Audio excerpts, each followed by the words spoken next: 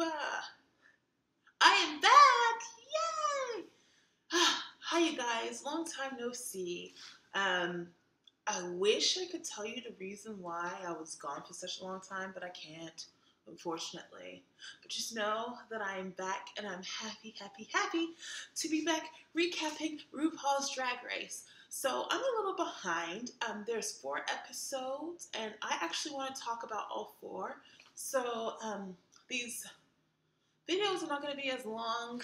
Well, I don't expect them to be as long as usual, but I just want to quickly recap all the episodes, and we're going to be starting with the twin episode, the Conjoined twin episode, which was episode 7 or 8. I'm not sure. Have no idea. So we're just going to go with 8. So we start off this episode with everyone coming in, talking about the elimination of Max. And on top of that, they are also wondering about the queen that is going to be returning, because RuPaul mentioned that there's going to be a returning queen. But of course, everyone is just not about that life. They're not wanting another queen to return, which I kind of agree with them, because there's so much that they miss in the episodes, and it's inevitable that they're not going to win the competition even though they get to return. So there's really no point in bringing them in. It's basically for the drama, and I mean, I'm not here for it personally, but I will say it makes for an interesting episode, but I can see why the queens are just kind of like, no, this is not cute. So we get to the next day, in which they have a mini challenge in which they're doing orange is new black, where they have to make their own prison outfits. And Latrice Royale comes back in her butch prison guard realness, which it's always nice to see. Latrice Royale, and she gets to judge the contest in which everyone makes these nifty prison outfits. I have to say, everyone looked a hot mess. Everyone did. And they looked so hilarious, too. I really enjoyed... I really enjoyed the challenge, because everyone just looked ridiculous. The person that stands out to me was Violet. She just looked like she was ready to go get some from her prison, if you know what I mean. I can't even remember who the winner of the challenge was. Oh, it was Kennedy. Kennedy was the winner of the challenge. And at that point, that's when RuPaul is like, oh, we got some visitors. And the first person that comes out is Trixie, and everyone's like, oh, Trixie's back. And all of a sudden, I can't remember who comes out. I think it's Mrs. Kasha Davis comes out. And then all the eliminated queens come out, and they're all in a line, and everyone's like, oh my God, what's going on? Are all the queens returning to the competition? That's when RuPaul lets everybody know that they're going to have a challenge in which they have to be conjoined twins. So basically, they have to go down the runway in a character where they are attached at some part of the body.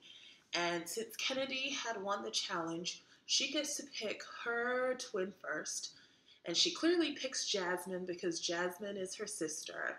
And I'm glad that Jasmine is showing some love for once, because she's been getting a rough time on social media in these past few weeks. Everyone seems to hate her, and yeah, she didn't have the best attitude when she was in a competition, but was it really worthy of death threats? I don't think so, but some people just got a little too excited, and we're doing a little too much, and making Jasmine feel a little bad about herself, which I didn't appreciate. But it's neither here nor there. Kennedy picks her first, and then Kennedy gets to pair up all the other twins. She puts Violet with Max, which I thought was a very excellent pairing. She puts Ginger with Sasha Belle, which I thought would be pretty good also. She puts Candy Ho with Miss Fame, which I was like, okay, that's going to be interesting. She puts Pearl with Trixie, which was very suiting since Pearl sent Trixie home. It'd been interesting, it'll be interesting to see what their dynamics would be like. I'm forgetting some people. Oh, she puts Jaden de jour fierce with Tempest, which was a weird pairing because Jaden is like 4'11", and then Tempest is like 6'5". So you knew that was gonna be a hot mess. And then we had, who were the other people? There was one more. Getting some, oh, Katya and Mrs. Kasha Davis. And I knew that they were going to turn something out. I was like, oh, I'm here for that, yes. I hope I'm not forgetting anybody. If I am, it's because you were not memorable, darling. Ginger Minj, yeah, we got everybody. So the job was to create some type of fashion and put it on the runway. So everyone is working. Max is very confident. You can see she's like, oh, we're going to kill it. And I was agreeing. I was like, okay, they're going to pull out something awesome.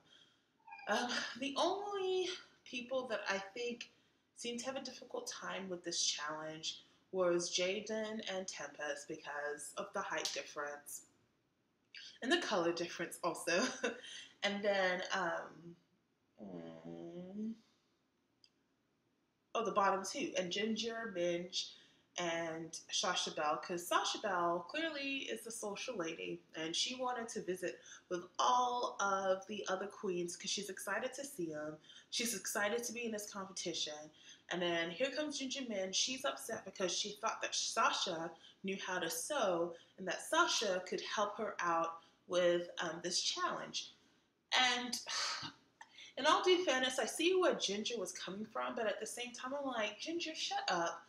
Ultimately, Sasha, even though, one thing I forgot to tell you is the winner of the challenge gets to be the winner, of course, and their twin gets to come back in the competition, which is like awesome. So everyone is vying for a spot. Oh, look at my friend Bianca. She needs some attention. So she may be here for just a few moments. But anyway, so you can come back in the competition, and so that's why everyone used to try their hardest. However, with Sasha Belle, she just really, really, really wants to visit with the other queens. And ultimately, though she has a chance of coming back into the competition, ultimately Ginger is the one that's still in the competition and ultimately has to do all the work if she wants to stay there. And she can't really blame Sasha. Bianca, you're doing too much. Bianca, you're doing too much. Ultimately, she cannot blame Sasha for if they get in the bottom two. Because yes, Sasha could work with her, but ultimately it's Ginger's decision.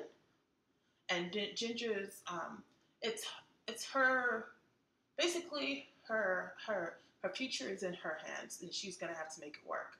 So we're hearing some of the ideas. One that I thought was really interesting was that Ginger and Sasha decided to be joined at the booth. But when I heard that, I was like, oh, that's going to be sick. That's going to be a lot of fun. And I thought that they could possibly win the challenge because it's a creative place to be, conjoined at. But then we get to the runway, and first of all, Rupaul looked gorgeous and flawless as usual. And the guest judge, I can't even remember who the guest judge was that week, which is terrible. And I'm not even going to look it up. We're just going to move on. All I know is when we go down the runway, we see Trixie and Pearl, and they've decided to go with this toddlers and tiara type of theme. And Pearl is the beautiful twin, and Trixie is the not so pretty twin. And Trixie is playing it up. Like, she has the tainer, she's got the freckles, her facial expressions are just priceless, and like, it was just a funny runway when they were walking down, and I think they were joined at the hip. So it was really cute, and I was pretty impressed with them, and I enjoyed their presentation. Then we see Miss Fame and Candy Ho go down the runway.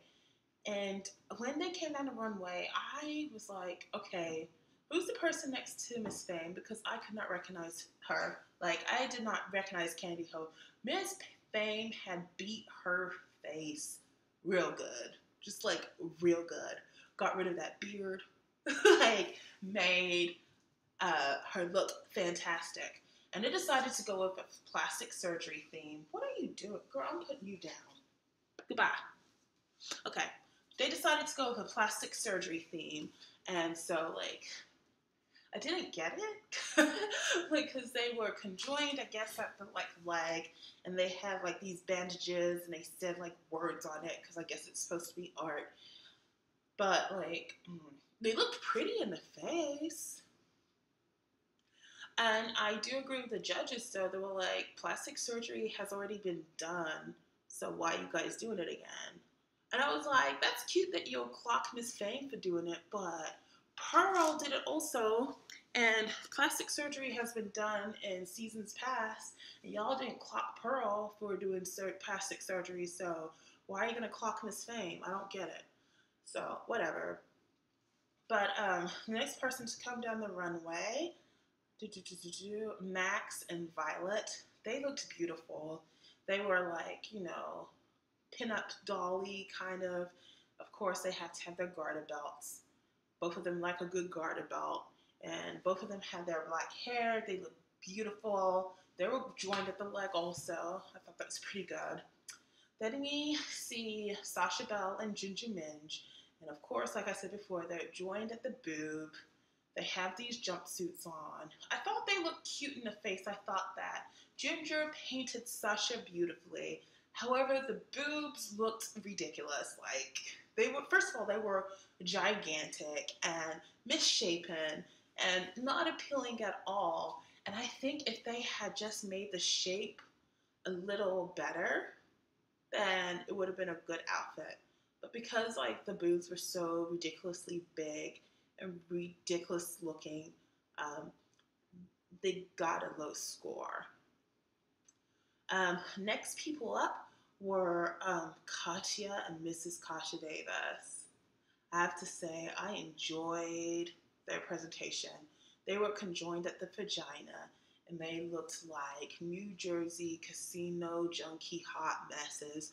Just ridiculous, and they were both in character, just limping down the runway with their cigarettes. They looked good. Like, personally, that was my favorite presentation, Katya and Mrs. Kasha Davis, and I thought they should have won. Then we had Kennedy and Jasmine. They looked beautiful, but